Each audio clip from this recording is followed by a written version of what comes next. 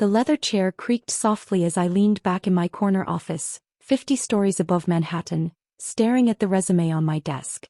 Michael Thompson, my dear brother who'd spent the last decade telling everyone how his little sister would never amount to anything. Now his future was quite literally in my hands. My executive assistant's voice came through the intercom. "Ms. Chen, your 2 p.m. interview has arrived." I smiled, remembering Michael's last words to me at our parents' house 3 years ago. "Have fun playing businesswoman while I build a real career." That real career had just imploded spectacularly when his company went bankrupt. Now he was desperately seeking employment, unaware that most major firms in the city were subsidiaries of Chen Global Enterprises, my company. "Send him up," I replied. "And Sarah? Make sure he waits at least 20 minutes. "Of course, Ms. Chen. Shall I offer him coffee?" "From the regular pot." I smirked. The regular pot was reserved for unwanted visitors, our little office joke. Executives and valued clients got the premium blend. "Perfect," I said. "And pull up the security footage from the lobby. I want to see his face when he realizes where he is." While waiting, I reviewed his application again. The irony was delicious. He'd applied for a senior VP position, touting his experience and leadership skills. The same leadership skills that had driven his previous company into the ground.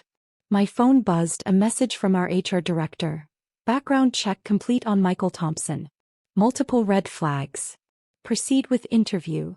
"Absolutely," I typed back. "This one's personal." The last time I'd seen Michael was at our parents' anniversary dinner.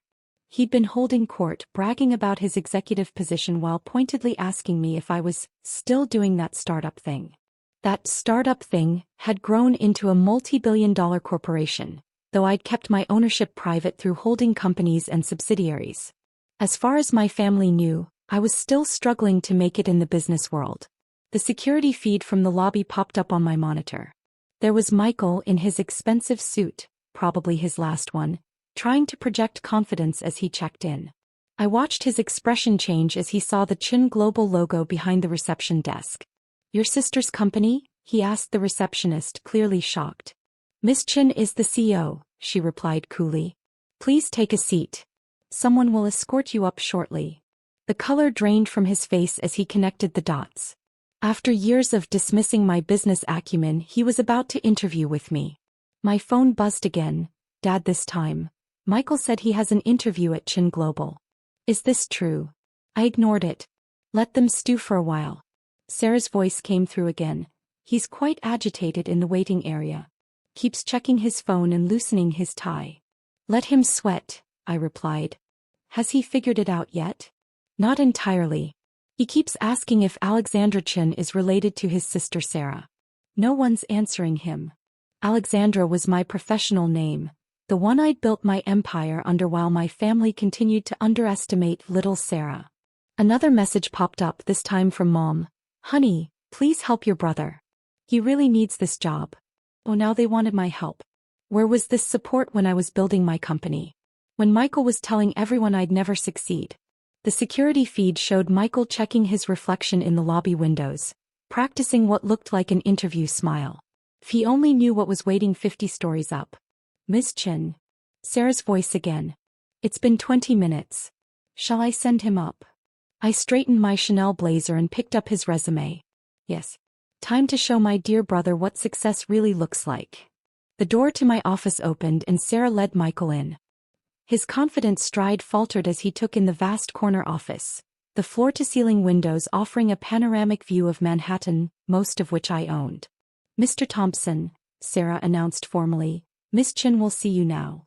Michael's eyes widened as he recognized me, his rehearsed interview smile crumbling. "Sarah? What are you doing here?" "That's Miss Chen," I corrected him, not offering my hand. "Please take a seat. We have a lot to discuss about your application." He sank into the chair across from my desk, his expensive suit suddenly looking cheap under the harsh reality of the situation. "This is impossible," he muttered. "You can't be CEO of Chen Global Enterprises?" I finished for him. "Owner of the largest private holding company in the city? The mysterious Alexandra Chen that everyone's been trying to meet." I smiled. Amazing what one can accomplish while playing businesswoman. My phone buzzed, another message from Dad. Michael just texted us. Please be reasonable. I set the phone aside. This meeting had been 10 years in the making. Let's review your application, shall we? I picked up his resume. Senior VP position. Impressive credentials. Though I notice your last company isn't listed. Why is that? Michael shifted uncomfortably. There were complications. Complications. I raised an eyebrow. Is that what we're calling bankruptcy due to mismanagement now? How diplomatic. You've been researching me, he accused. Of course. We do thorough background checks on all applicants. I pulled out another file.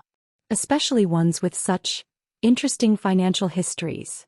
His face paled as I opened the file. Those records are sealed. Nothing is sealed from me, I corrected.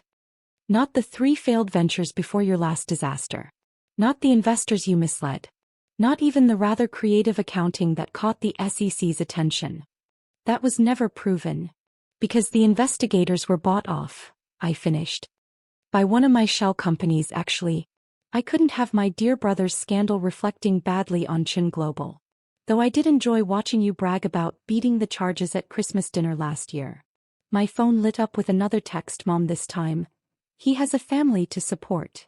Speaking of family, I continued, remember Dad's retirement party? When you told everyone I was wasting my potential on a startup. Michael squirmed.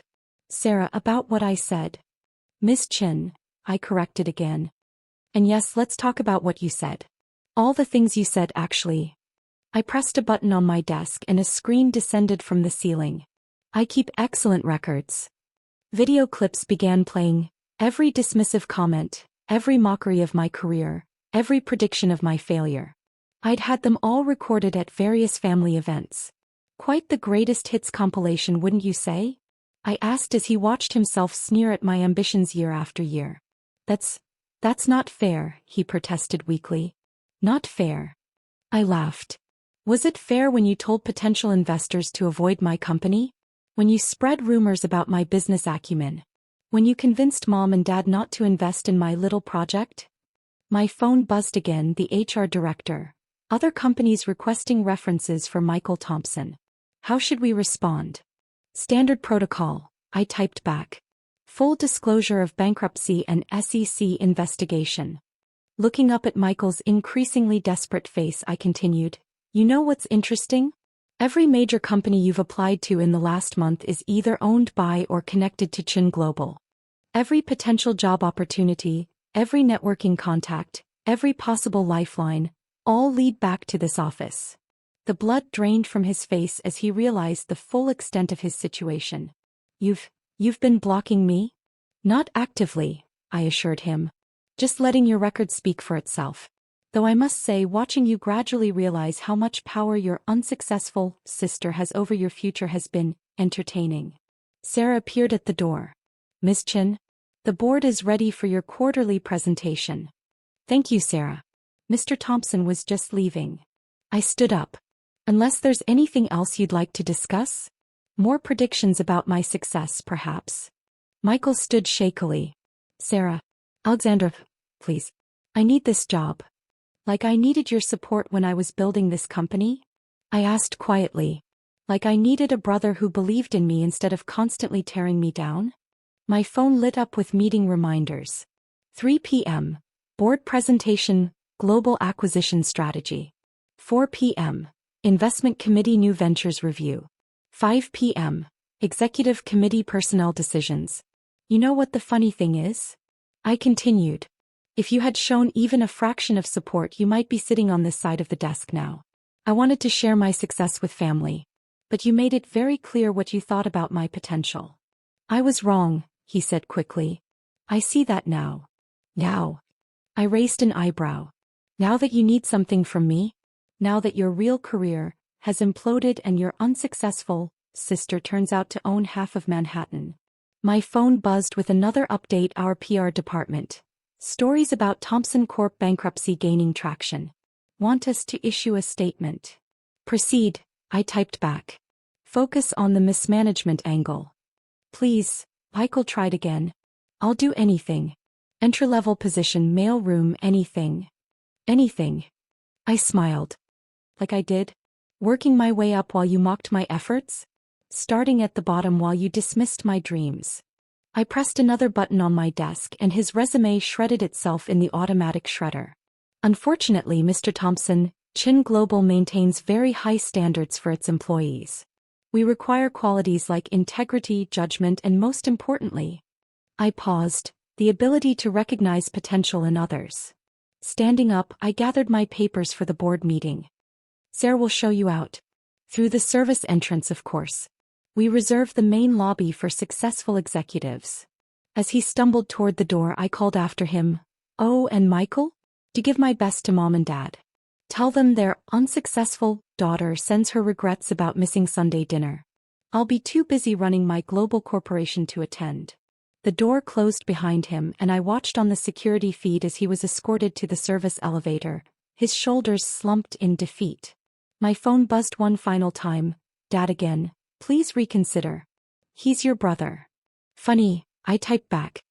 He didn't consider that when he was predicting my failure. Success, like karma, works in mysterious ways. Sarah appeared with my board presentation. "Your brother looks rather shell-shocked." "Amazing what a change in perspective can do," I replied. "Have security revoke his access credentials. If he applies again, mark his file, do not consider." "Already done," she confirmed. "And the other companies he's applied to? Let them know exactly who they're dealing with," I instructed. After all, isn't that what big sisters are for? Looking out for their brother's best interests. As I prepared for my board meeting, I couldn't help but smile. Sometimes the best revenge isn't just proving someone wrong, it's becoming the gatekeeper to everything they desperately need. Welcome to my world, brother. Success looks different from this side of the desk.